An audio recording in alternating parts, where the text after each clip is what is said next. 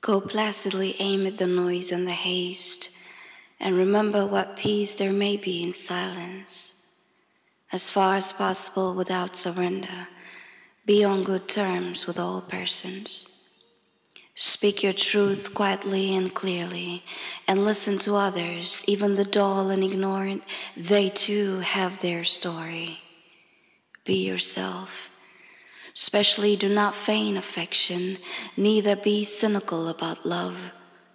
For in the face of all aridity and disenchantment, is it perennial as the grass?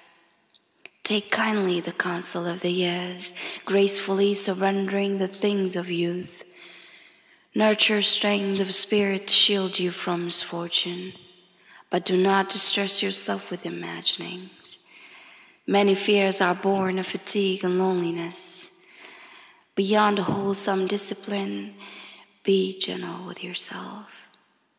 You are a child of the universe, no less than the trees and the stars. You have a right to be here. And whether or not it is clear to you, no doubt the universe is unfolding as it should. Therefore, be at peace with God, whatever you conceive him to be, and whatever your labors and aspersions in the noisy confusion of life, keep peace with your soul.